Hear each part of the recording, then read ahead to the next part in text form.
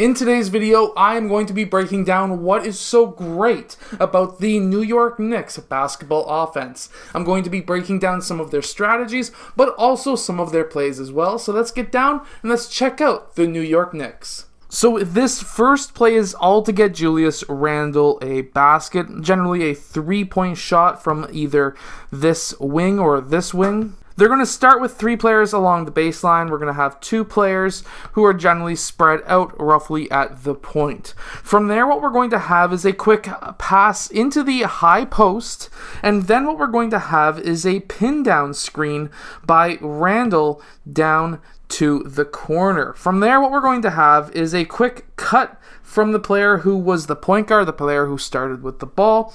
And after this pin down screen by Randle, what we're going to have is a quick dribble handoff up top. Now, this is actually quite interesting because this player, how I've seen it played occasionally, is for a pin down screen for Julius Randle. However, we don't actually see that here. We just see a slight brush screen. It's not really all that major, but we still have Julius Randle who is cutting from the corner up to the wing, and then he is able to receive that pass from the ball handler for the three-point shot. Now, if this was a true screen down low, this would have freed up a couple of extra seconds for Julius Randle, but he was still able to hit that shot anyways. Now, we see a very similar strategy here where we have a pin down for the corner. However, this one's a staggered screen away, and with that staggered screen, I like to call this still a staggered screen, but the second screen is a dribble handoff. And then after this handoff, we have from the top player off of the stagger, the actual dribble handoff guy, he cuts towards the rim. Meanwhile, Julius Randle, who was the initial screener in this play, pops out to the three-point line, and this is actually why we see Julius Randle absolutely destroying it this year. And with him shooting 40% from three, I really believe that plays like this one where we have the staggered screen away, the initial screener popping off, could be extremely useful for players like Julius Randle, but I also wouldn't be surprised if they ran it for RJ Barrett occasionally as well. Now this time it looks very similar to a Horns offense. This player was going down towards the corner. We have two players up at the free throw line. We have Julius Randle down in the corner. And of course, this could be a play that you could run with your team as well if you're a coach. From here, we have a dribble handoff to the player who was in the high post.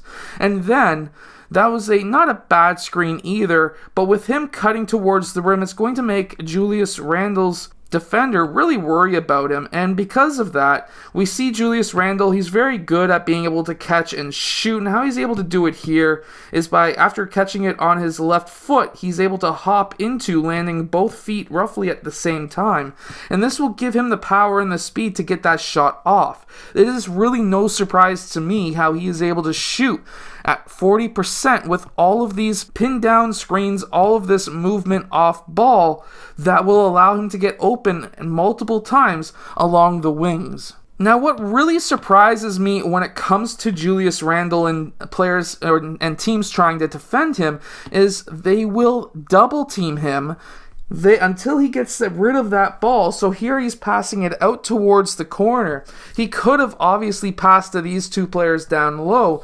However, with either what they have really game planned for and what teams tend to do with Julius Randle is after he passes, they tend to leave him alone, which is actually quite interesting. They're more worried about the two players who are packing the paint rather than Julius Randle, who is again a 40% three-point shooter, to jack up open three-point shots.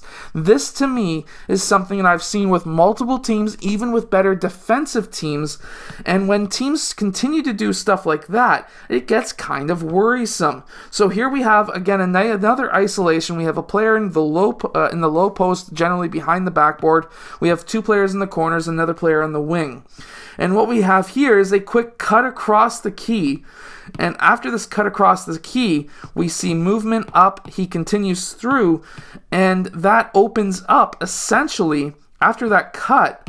That opens up this whole area, and against somebody like Zion Williamson, who is a very quick player and a very good defender in my opinion, with a quick step back, because they were able to free up so much space with that cutter across the key, as we see in here, we were able to see that he was able to take Zion essentially one-on-one with a very simple move. All Julius Randle had to do was 1 and 2 quick jabs towards the basket, step back, and that was able to get Zion onto his heels, and an easy basket essentially for Julius Randle. Now, when it comes to RJ Barrett, the Canadian, what we do tend to see a lot of is pin down screens again for him when he gets that ball up towards the point, because we have to remember that he is a very agile player. He's kind of deadly from the point, and teams have to really recognize this, and they're not, is after these screens away, using those screens, the actual off-ball player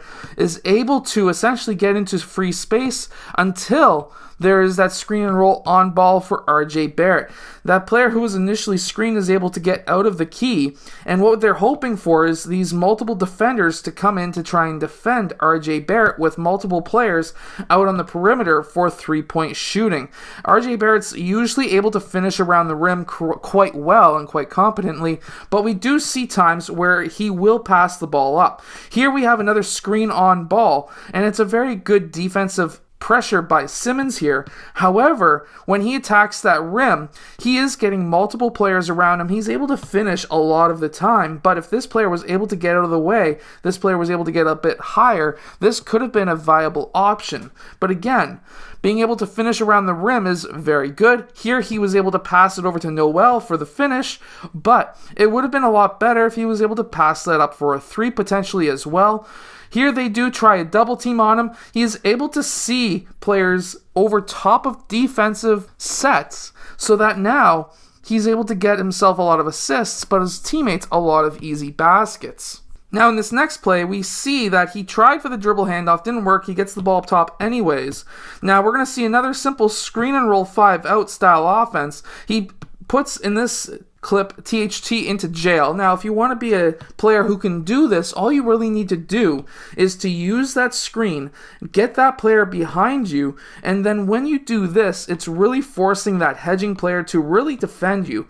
And if that's the case, you can just basically pass it over top of the hedging player for an easy basket.